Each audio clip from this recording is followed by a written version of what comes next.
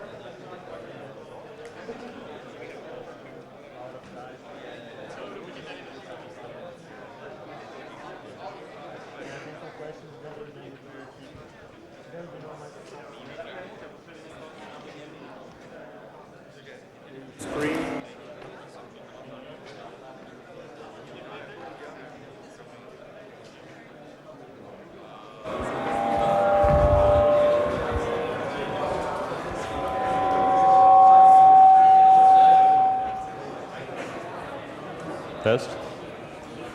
Can you hear me in the back of the room?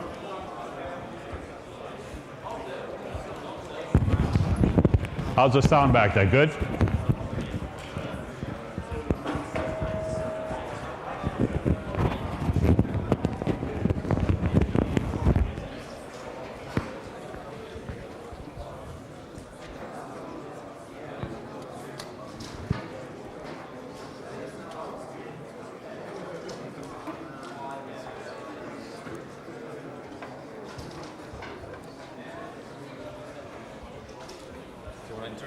Yeah, sure.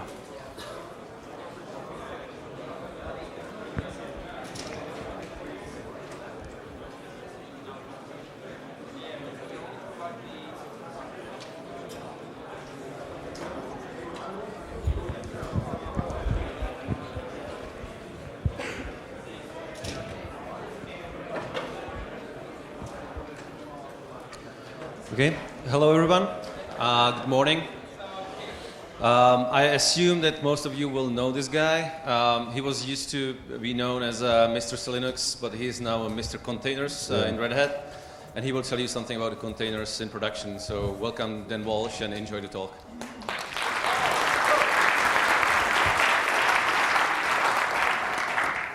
Okay, so the talk is called Containers in Production, but really what we're going to do is we're going to talk about some of the stuff that the container team is working on to make containers work better in production and basically improve the overall landscape of what I see as containers. So first of all, look at this word. What does this word mean to people right there? Nothing to do with containers, but when we see the word PDF, do you think of Adobe? Some do, some don't. But I think, for the most part, when we see PDF, we just think of it as a standardized format for visualizing. Would it have been as successful if the only way to ever look at these things was you had to have Adobe Reader? Would it have been as successful if the only way you had to view these was Adobe Reader, if the only way you had to create them was Adobe Acrobat? The beauty of PDF is I can look at them inside of any browser, web browser, in my mail. I have lots of different tools like Adobe Reader, events, other tools that I can look at PDFs. I can create PDFs. I can create PDFs from just about any application. I just pull up the print window and I say create a PDF. All right? It's standard. Right? I'm not worried about only one product chain to be able to create these things. Okay, let's look at another example. Linux. Linux operating system. Would it be as great if it was just Red Hat Linux?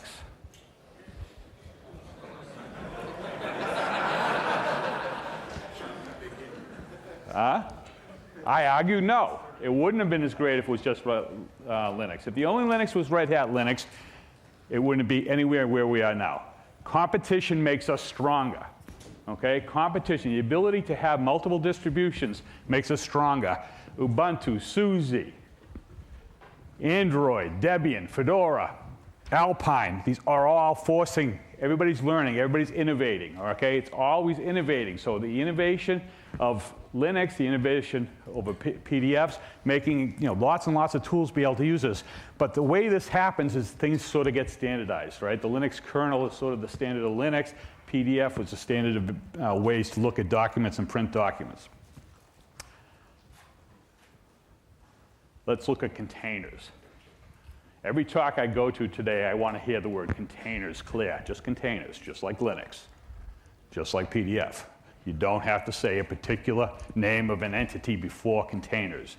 Containers are a Linux construct, so we call them containers. We have to move to that. So how do we make Docker containers into just containers? We may need to make containers as generic as PDFs. Containers need to be open. There can't be one entity controlling containers. So how do we do that? First of all, we have to create the equivalent of Adobe Reader.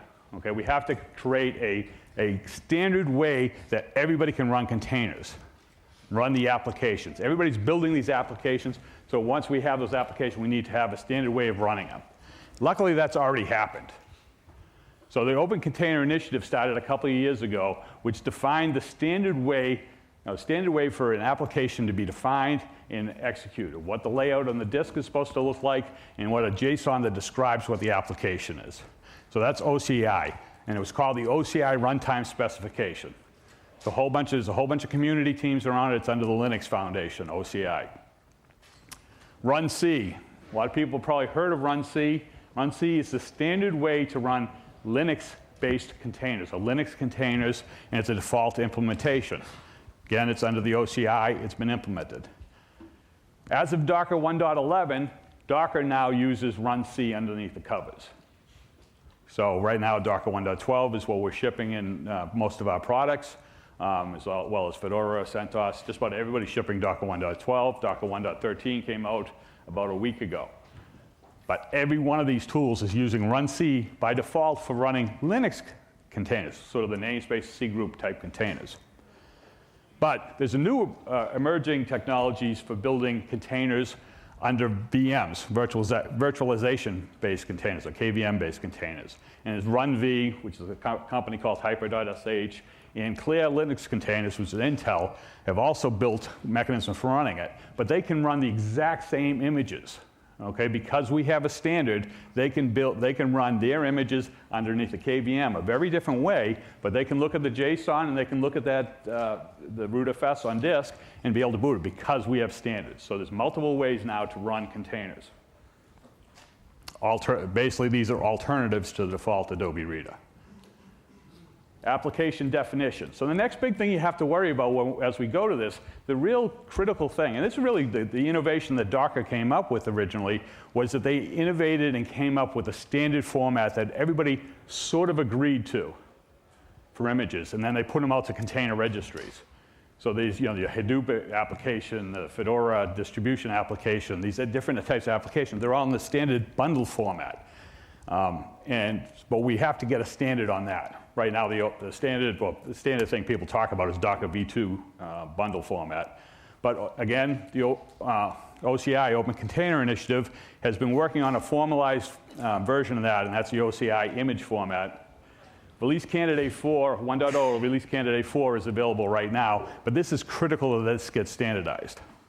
Okay, because if this thing starts to change, then all of a sudden we're going to end up with incompatibility of applications, and we could potentially end up with deb packages versus RPM. This is the real critical standard, and we're real close to having it right now. Sadly, the holdup right now is caused by Red Hat, but allows us to use the standard images for container registries. Okay, so we're real close to having those two things. So those two things are, the standardized way to run these things and the standardized way to store them. Those are two really, really critical items. The next standard, this is not so much a standard, but it's an open way of doing it, an open transport format we've been working on. That's, when you think about it, how do I pull these images? If I'm storing these images out at a container registry, and I want to get them and pull them onto my machine so I can run them underneath the RunC or RunV, how do I get it from point A to point B? We had a tool a few years ago we started building, Antonio Murdock up here, started building a tool called Scopio. And what we wanted, originally we had opened up a pull request to Docker, and what we wanted to do was basically to go out to a registry and pull down just the JSON. So if you want to inspect an image at a registry right now, we're using Docker, you have to pull down the entire image and the entire JSON. And all we wanted to do is go out and look at the JSON and read some of the content, basically labels. We wanted to say, what does this application do? What's its entry point? But all we want to do is pull down the little thing. So if you have to pull down megabytes or even gigabytes of data just to look at the application, we basically just said, let's build a protocol to build into Docker. We wanted to basically Docker inspect -- remote. In the patch, the pull request got rejected. And what Docker came back to us and said, well, you really could build tools to do that outside of Docker. We don't want to build it into Docker. So we said, fine, and we started building Scopio. So Scopio is a tool originally written to pull down the JSON, just the JSON from the container registry. And Scopio is a Greek word for remote viewing, so it's kind of a fitting name. What we use underneath in the Project Atomic, we use Scopio a lot underneath the Atomic CLI for viewing containers JSON on the registry.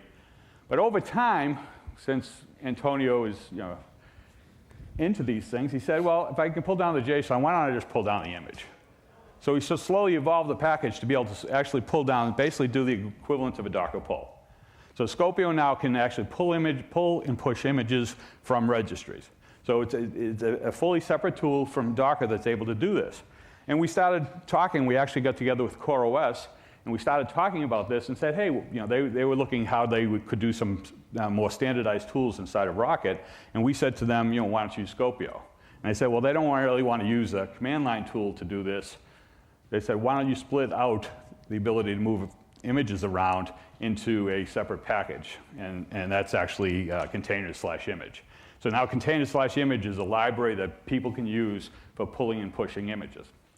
We'd like that to become the standard image moving technology. And we're getting people working with us on this, on basically standardizing at a much smaller level than just at the big daemons. Okay? One of the things right now is you have to work at the Docker daemon level. You have to work at containerd. We want to work at a much smaller library level for doing these base functions, basically, and moving images around is one of those. We're going to talk about some of the technologies we've added to that. CoreOS is still investigating whether they're going to use this technology inside of Rocket, by the way. So we got an image on disk that we can execute. We got an image at a registry. And we have an image that we have a tool that we can pull images back and forth. But one of the things we have to do is after we pull the image down, we have to put it onto disk. Okay, so get it from Scopio right now pulls the image down, but it had to be put onto disk somehow, and then run C or whatever can execute those. So we also wanted to look at how do we store these things on disk. And I'm going to talk a lot about some stuff on images. Where do I store or explode container images after I pull them? So a little history. A few years back, we built a tool underneath Project Atomic called Atomic Mount, container name at a mount point. I don't know if anybody's played with it, but it's really kind of cool. The reason we did this is we wanted to be able to examine an image that was stored inside of Docker on disk without running a container. So most people, when they want to examine what's inside of a container, you have to start the container. Well, as soon as you start the container, if there's hostile stuff in there, you're basically, it's most likely taken over your process that went into the container. So if you wanted to examine or scan containers, you really want to just take the mount and mount them somewhere on disk. Mount the container image on disk. What we did to build this tool is we actually go in to device map or overlay and actually mount it up. So we inspect what's going on inside of Docker and mount it up, but it's not race-free. For instance, if I mount an image onto disk, inside of Docker I can go in and remove that image, and then Docker gets all confused because the image is being used somewhere that it doesn't know about. And so the problem here is that Docker does all its locking. There's no, the Docker daemon or containerd in the future has no concept of understanding that someone else is using the same storage at the same time. So we had an effort over the last year to take that storage outside of Docker, use file locking instead of memory locking. So Docker right now does a lot of memory locking, do file locking, and then allow multiple applications to share the image store at the same time. So that was our original effort. As we went down the course of doing that, we found that trying to get this to always work with Docker daemon was going to be much more difficult. So what we wanted to do is get a proof of concept of storage outside of the Docker daemon onto the host using file locking. And basically to allow us to use multiple tools, multiple applications sharing the storage. Eventually we created what's called took the Docker graph driver code, and we built in a new package called container storage. So container storage does all of things like copy on write file systems, overlay 2, device mapper, all the different file systems that are currently used in Docker, and basically it allows us to do it outside of the Docker daemon. So now we have the basic components that we can pull an image from a registry, store it on disk, run the application. Okay? So we have all the standards built in, so now let's innovate. So first thing we're introducing over the next few months is the concept of system containers. What a system container is on an atomic host, the reasons for a system container. First of all, on an atomic host, you're not able to install packages. I know Colin's going to say you are able to install packages, but let's say for right now that we want to leave the atomic host as a standard way it comes in the distribution. All you can do is upgrade to new versions of it. So we wanted to be able to ship software onto it, and the defined way to ship new software onto atomic host is inside of containers. So if we wanted to add applications to atomic host, they have to come in the form of containers. Well, what most people want to a lot of people want to run is Kubernetes, And Kubernetes requires two services to be run. They require etcd and flannelD. Key thing about etcd and flannelD is they need to start and run before the Docker daemon runs. What they do is they set up the network, and they set up network connections that the Docker daemon is going to use. So they have to run earlier than Docker.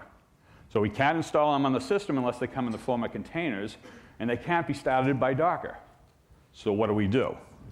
These containers they also can be run as read-only images. I'm going to be talking a lot about read-only images later on in the talk. But basically, since they can be run as read-only images, we can sort of treat them differently. Finally, upstream Docker has a problem with priority. This is why they can't run it. So upstream Docker right now has no real way to say that this container has to start before this container. So if you have one container providing a service for another, they have issues with that. Systemd does not have that problem. Right? Systemd was designed from the ground up for basically starting services in the correct order. So we need etcd to run first, we need flannelD to run second, we need Docker daemon to run third, we need Kubernetes to run fourth. System containers provides that. So system containers with the atomic command allows you to install, well, the atomic command allows you to install system containers. System containers, or atomic command, uses the Scopio command to pull the container image from your favorite registry. Any registry you want, you can put system containers on. It then stores the content on top of OS-tree. So OS-tree. So this allows us to use storage and have shared storage between our container images without having a huge amount of space, additional space wasted. Finally, it uses systemd unit files to start the container. And it can use runc to run containers. So runc is on every host, so we can actually, if you want to run runc inside of a container, it'll work. It actually optionally uses runc. There's no reason, after I pull a container image to a host, that I have to run it inside of a container. But if you want to run it inside of a container, there's a tool called runc that you can use it. You can just run a standard chroot. So there's lots of containers that we're going to bring down to the system that potentially we want to modify the system. Talk a couple of years ago I called those SPCs, super privileged containers. But basically, it's just software running on the host that comes in the form of a container image. So you can use your system containers to install content on the host. One of the things we get asked about is, what about kernel modules? Package them up into a container image format, use atomic install system, have them come down, run a single command, and it modifies the kernel, you're done. Those are system containers. This is how you would install a system container. So if you want to install etcd, atomic install --etcd, enable the service, start etcd. Atomic install system flannel, start it, go. Systemd makes sure the etcd starts before flannel. Systemd makes sure both start before the container runtime. We're coming out in the next month with Docker running as a system container. We're going to run Docker inside of a container. The reason for this is we are ending up with lots of people who are asking us to run different versions of Docker. Some people want the latest Docker, some people want older versions of Docker. So we've actually looked into it. Can we run a full Docker client, a Docker daemon, inside of a container? Turns out you can. So we can do atomic install system containers, just like we did with the etc. At Red Hat, we've been discussing a new thing called standalone containers. Standalone containers and system containers, for all intents and purposes, exact same thing. Okay? It all depends on whether you wanted to give it full privileges on the system or no privileges on the system. But the idea of standalone containers is packaging standard rel content, and that you could do CentOS content to Fedora content as containers. Think of a MariaDB database, Apache web service, things like that. You could package those up as containers. Everybody understands that. But a daemon runs the container on standard ports and volumes, prepackaged for standard use cases. The idea here is to, in the future, not run Apache locally on your system as an RPM, or not run MariaDB on your system. If you want to run a single instance of Apache on your system, have it come down as a container and run it. It'll listen on port 80 on your system, full services. But if you're running just one Apache, why not running inside of a container? apps can use OCI image format rather than RPM. Examples of these things are MariaDB, Postgres, Apache. Also, we're looking at things like languages. So as we move forward on RHEL, right, we've had these software collections, but now we're going to be looking at standalone containers. So you'll have a version of PHP. So you could go out and get version A of PHP that if you want for your application, or version B, and there'll be a whole library of different container images that you can use. Our goal with these standalone container images is that they could both work in standalone mode and in orchestrated mode. Now, whether or not we can achieve that with every one of these, we don't know. But again, we're looking in the future to basically saying you run just an Apache web service on a single node, pull it in as a container, run it locally, done. As we move forward in RHEL, we potentially have a different release cadence for these type of containers than the host-based operating system. So start to think of separating out the host operating system and having that advance at a different cadence than sort of your software, your different software applications or software collections. So it's sort of the next generation of software collections. Let's continue to look at container image store.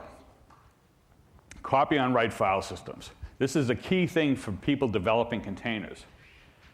But the copy on writes have a lot of problems.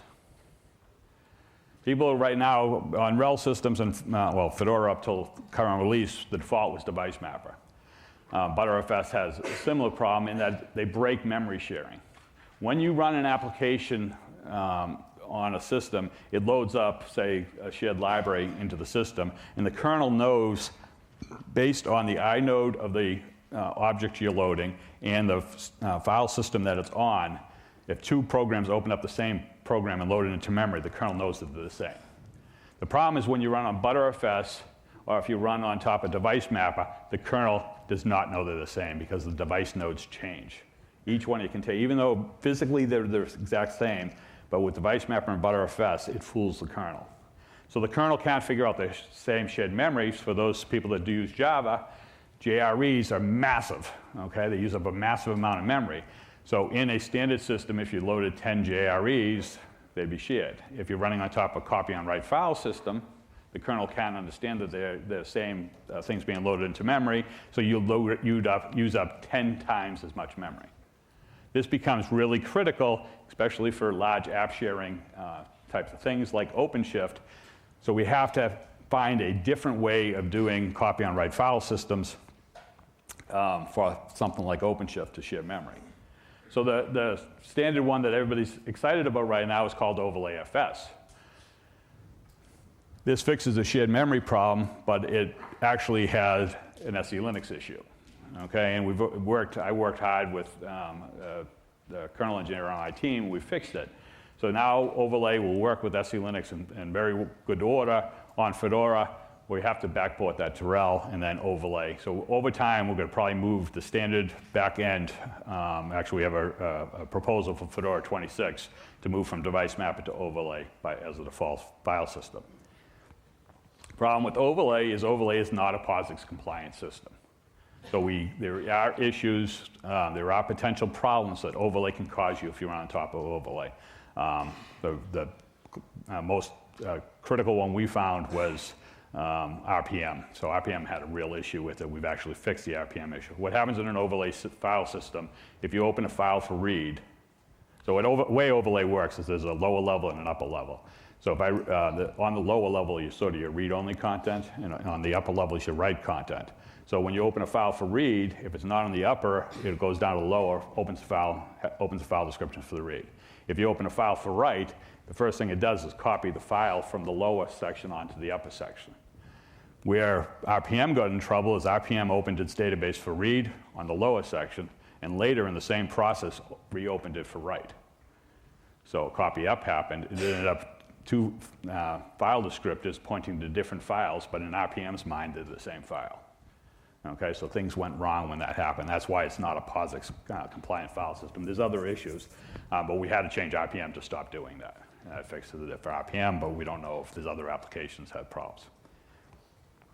Other problems with copy on write, potentially, every time you write, there's all this code path you're going through for copy on write. Whether or not it's a huge amount of performance or not is probably debatable, but you're going through a whole bunch of code to do copy on write. Another problem with running images the standard way right now is every time you bring up a new node, it has to go out and grab all these images. It's using Docker pull or Scopio or something like that, and they're pulling down gigabytes of images to every node for any image that it wants to run. Anybody who's played with Docker for any time, the first time they run an application, they have to sit there for 30 seconds, 20 seconds, just waiting for images to pull down. Another problem with copy on write file systems is that the process inside of the container can rewrite its executable. So if I'm running Apache inside of a container, Apache can rewrite the Apache. If I get hacked, I could rewrite Apache's service, and the next time you start the application, it's going to be pre-hacked, ready to go. So the hacker basically can put backdoors into an application. So we're proposing in production that we move to read-only containers. Right? The reason you need copy on write is you want the application, as you're building it, it needs to be able to write to /user. But once you go into production, you don't want to be writing to /user. You really don't want to be writing to the container image. You want to be writing to volumes that are mounted into the container, but you really don't want to be modifying the container. So we want to move to read-only container images. So the read-only provides you better security. In production, most images should be immutable. They shouldn't be changing. So as we move to production, we should be moving more and more to read-only containers, getting out of the dev, going from the dev part of the DevOps to the ops part of the DevOps. So if we start to move to read-only containers, we have potential for network storage support. So if I'm not writing to the content, I can start to share it. So we have a proposal right now with the OpenShift registry where the services watch, basically we built this last summer, a service that watches images arriving at the registry. As soon as the image gets onto the registry, the tool would explode the image onto a rootfs. It would then scan the image for vulnerabilities. So we want to look at that image as it arrives. So if someone does a Docker push to a registry, we want to be able to scan the registry, look for vulnerabilities. If there's vulnerabilities in it, if someone's accidentally tried to ship a vulnerable application, we would then block it from being able to be pulled. So we can block that application, basically put it into quarantine mode and tell the user to clean it up, fix the problem. But if it does pass, we could leave it on storage and make it available to any container images, any container runtimes that are out there via a network storage application. So NFS, Cephs, Gluster, OS-Tree. So imagine a world where all your nodes are sharing via NFS or via some kind of network storage the container images. Now you go out in Kubernetes and all of a sudden it says, I want to fire up 15 new instances of this application. It doesn't have to pull the entire application down to the disk anymore. It just starts it up. Okay? All of a sudden, all this stuff about, I need a smaller and smaller and smaller and smaller container image because it takes 10 seconds or 5 seconds or 30 seconds to pull down, the image is always there. Not only that, right now when we have vulnerabilities, everybody's wonders about where are the vulnerabilities? How many containers do I have with that vulnerability? If I had shared network storage from all of my images that are running in production, I update the image, instantaneously all the nodes have the fix. Okay? So moving to read-only containers in production and moving to network storage for our images suddenly solves a huge amount of problems. Now, people are sitting out there and saying, well, that means I have to manage the network storage. Most likely, if you're running in a microservices environment, you're already going to have shared storage. Because you want those containers to move from one machine to the other, they have to be using NFS, Cephs, Gluster, some kind of backing store shared. So why are we treating images different than volumes? Improve storage. So one of the things we want to do with now that we have container storage separate is be able to do shared file systems, as I said. Instantaneous updates, I already covered that. Bottom line is get rid of copy on write file systems whenever we can in production. This is a demo. I'm not going to have time to show it, but it basically shows the whole working of what I just explained. So let's take a look at container image development tools. How do you guys build containers right now? How does everybody build containers? Everybody in the world builds containers one way. Docker file, Docker build, right? Standard way. Who cares how you build a Docker file, Docker image format? Who cares how you build an OCI image format? Docker images are basically tarballs and JSON files associated with them. So I should be able to build those with hundreds of different tools. But the only way to build them right now is with Docker build and Dockerfile. I think Dockerfile is a very, very, very crappy version of Bash. Okay? That's the only way you're able to build them right now. That's the tool we have, and we're stuck in that world, right? It's been out 3.5 years. Almost nobody's changed that. Why? Because there's no way to deal with this container storage. Container storage is locked in under this big honking daemon. So if we break out container storage out from the daemon, we need access to those copy-on-write file systems. We need how does overlay work? How does device map? Who wants to build that stuff? If we pull that out into container storage, all of a sudden we free that up. Build container images without a container runtime daemon. If I'm building an image, if I'm building a tarball of a rootfs and a JSON file, why do I need a client-server operation in order to do that? So if we pull that out and we just explode our content onto a rootfs, tar it up into the standard format, able to push it to an image repository, isn't that a huge step forward? Ansible containers. Okay, Ansible containers right now, Ansible has a totally different way of describing an application. Okay, Ansible playbooks, Ansible roles. I'm no expert on Ansible, but a lot of people really like it. And it's a lot more descriptive than a Docker file.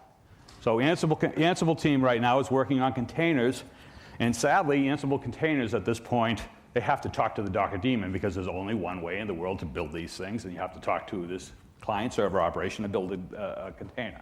Well, we're working with them right now to say, let's look at this differently. Let's look at using lighter-weight tools using container storage. OpenShift's source to image is another way to build applications. It's really cool in that a whole ton of people really don't care about what a Docker file looks like.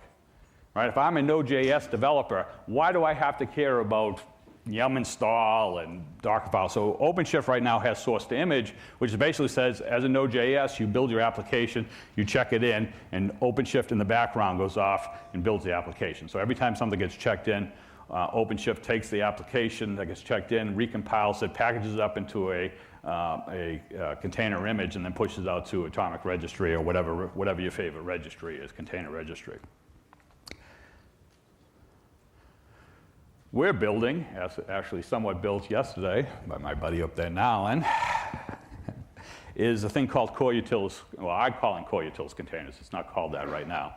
But the basic idea is, instead of using a crappy version of Bash, let's use real Bash for building these things.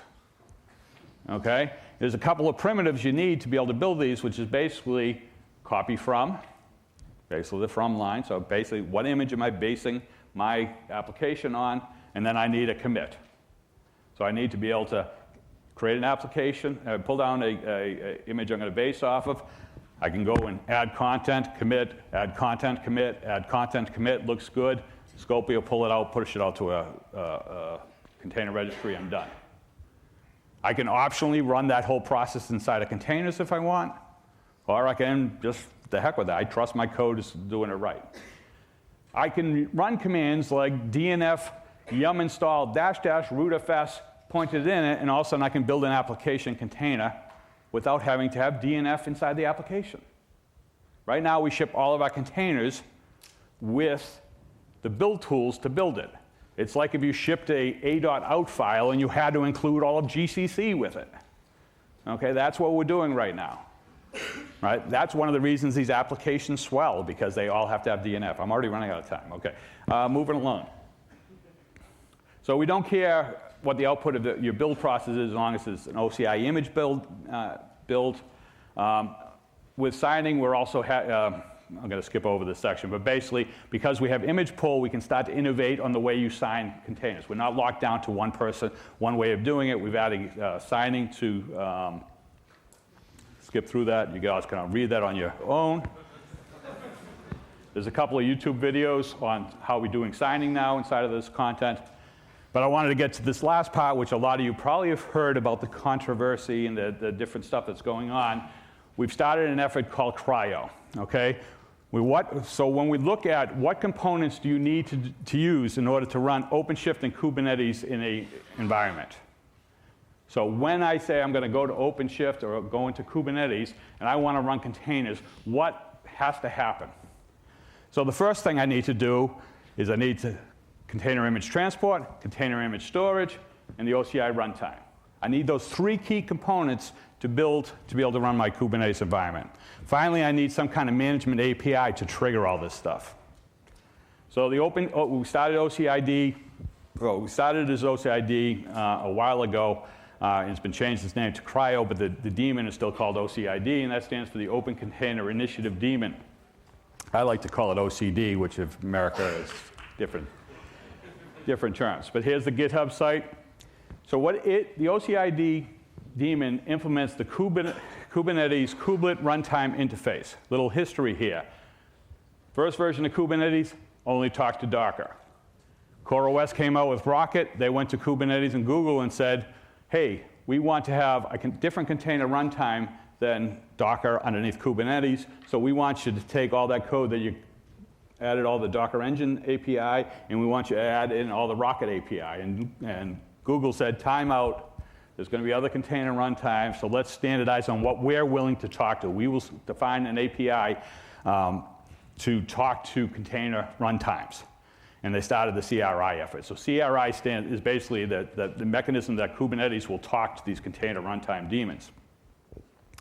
OpenShift, so when OpenShift gets requests to run an application, it tells Kubernetes, go execute a pod. Pod is a fancy way of saying, Kubernetes says, I'm going to run one or more containers inside of a single area. And so Kubernetes doesn't call them containers, they call them pods. So it says I want to execute a pod. Kubernetes then communicates with OCID and says, hey, I want to run the Nginx pod, or Nginx, whatever, Apache, OCID. OCID then goes out to pull the image using containers image, stores the containers image onto disk using container storage. OCID then starts the pod using runC. Standards-based container runtimes alternative to Docker and Rocket. That's what OCID is. For the Kubernetes workflow, it is not a Docker fork. It is not a Docker replacement. We built the tool that's optimized for running Kubernetes. In the future, very hopefully soon future, we're going to start building KPod. KPod is a tool that runs behind the scenes that allows you to manage the entire environment. Management tools for managing and administrating your container runtime. We hope to move within the next 6 months OpenShift and Kubernetes to at least allow alternatives of running Docker underneath the covers or Cryos, or OCID. So we want to move that over in the next 6 months. OCID package is now available in Fedora Rawhide. As of like last Thursday, it actually worked for me, first time. So we're actually going through the testing phase right now. We're trying to fix any problems we have with the Kubernetes as a really good container runtime environment test suite. We have to pass that. After we pass that, we have to pass the OpenShift test suite. And the OpenShift test suite is insane because they start to do hundreds of thousands of containers simultaneously. So we want to be able to pass those as we move forward with Cryo. So there's 2 must-see talks today. Oh, by the way, going back a little bit, as we start to swap out the Docker daemon with Cryo, if we go to system containers, we'll be able to package up OCID as a system container. Docker is a system container, so if you have your atomic host, I don't want to use Docker anymore, I want to try that new thing called CRIO. You turn off the Docker service, you atomic install the Cryo service, bring up your Kubernetes again, and you're ready to flow. So that flows into it. So there's a talk later on by Giuseppe Scrivano on atomic system containers at 12 o'clock today. There's a full introduction to Cryo happening at 1700 today by Antonio. And it's going to go through much deeper. So if you're interested in what I just talked about, you'll get a deeper dive into each one of those. I have 5 minutes left. I'm going to open it up to questions. Yes. You mentioned that all those standard libraries are Go libraries, so is OCID also written in Go? That's what all the cool kids use now. Yes. Yes, it's written in Go. Oh, the question is, the libraries are all written in Go. Is OCID or Cryo all written in Go? So all these tools are right now written in Go. Atomic Tool's written in Python because that's what I do. So you get one of these. Next. Yes. So Cryo, is it going to use the container D underneath or only run? Is Cryo going to use container D underneath, or is it just going to use Cryo?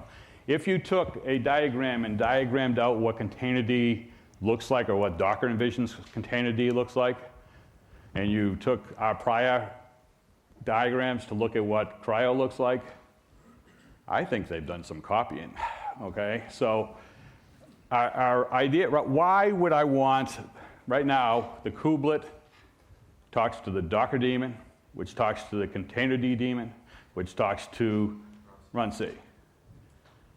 If I run Swarm, I talk directly to container D, which talks to runc. Our vision of the world is that I use kubelet to talk to OCID, which talks to runc. So we eliminate that model.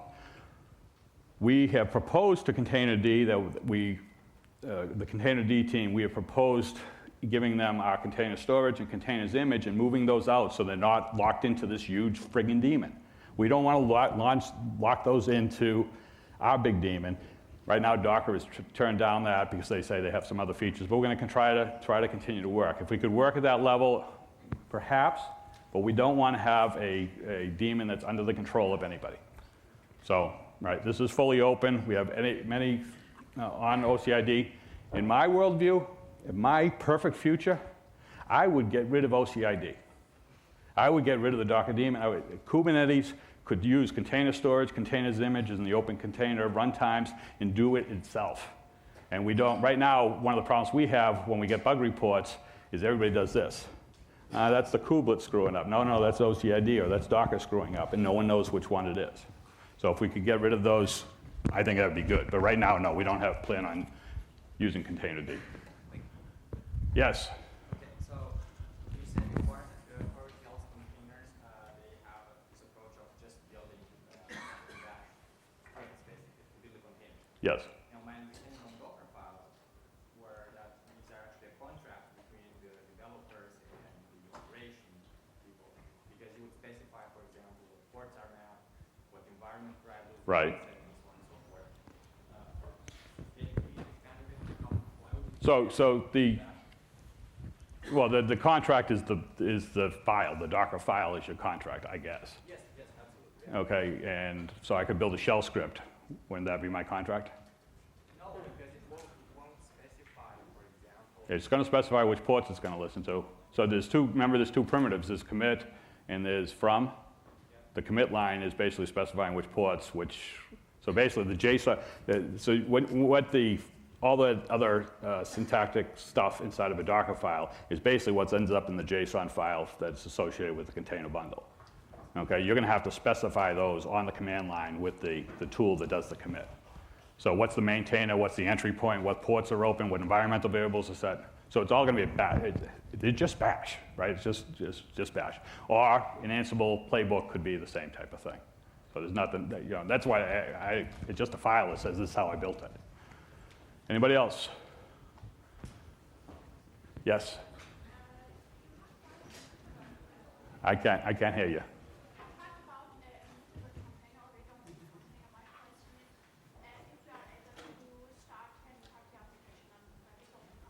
Yeah, could someone repeat what she said? Can we start a third-party application on a read-only container? You can start, well, any application that doesn't need to write, this is the last question. Any application, what does it say? Repeat the question. Okay, I have to repeat the question. Okay, so the question is, could I start any third-party application any third-party application that needs to write anywhere where it writes would have to be a volume in a read-only container. But what I'm really talking about is /user. So most applications don't write to /user. If you have an application that writes to var log and var lib MariaDB, then you would volume mount in those directories and be able to write to those. But only time you're really building, when you're building an application is when you're writing to /user, writing to the image. Okay? Yes? Yeah, so does or is Scopio going to support federated or remote layers in Docker images like those that Microsoft uses? If you've noticed, the person pulling the pull request to get that to happen. Oh, repeat the question. So the question is, will we support remote federated layers? Like the guy who wrote Scopio has put patches to Docker to be able to support those for Linux. I think he's going to support them inside of his own tool. Yes. So yeah, we want to, in containers image, we want to be able to give everybody what Microsoft right now in Docker. Microsoft does not want the base image, their base image, to be available to anybody except through Microsoft.com. Red Hat wants the same basic stuff for Linux. So Red Hat basically says we don't want the RHEL 7 base image to be available to anybody unless you pull it from Docker, from redhat.com. The reason for that, that's how we enforce our licensing, and that's how Microsoft wants to enforce their license. Docker has said yes to Microsoft, and they said no to Linux. Okay, it's basically pretty much the same code path. They might have reasons, they might not have reasons, but right now that's a standoff, and we've been trying to work with Docker to get that capability for a while. Yes? Did you say on video that Cryo will be ready in 6 months? Did I just say that on video? Wait, did I just say that Cryo will be ready in 6 months? That's our goal. Our goal is to have Cryo. Our goal is to have Cryo available in well, it's available right now in Fedora 26. We need people to play with it. We need people to contribute on it. There's a demo. Come to the demo later on, and you'll actually see something happening in Cryo that doesn't happen in Docker right now, and that's Clear Linux containers running underneath Cryo. So it's working now. Yes. What container build tools are available right now that will build Cryo images? Any Docker build. Oh, really? Yes. So there's no, repeat the question. What tools are available right now to build Cryo images? There's no such thing as a Cryo image. A Cryo image is a OCI image. An OCI image is a Docker image. We can't change that format. The format right now is it needs to be standardized, so I can pull an image from Docker.io, redhat.com.io, Fedora.io, my Artifactory, my Quio, however you pronounce that name. Whoever has a registry, we need to be able to pull those. Those things have to be standardized. If they start to fragment, the whole Docker world, the whole container world starts to fall apart. That's it. Thank you for coming.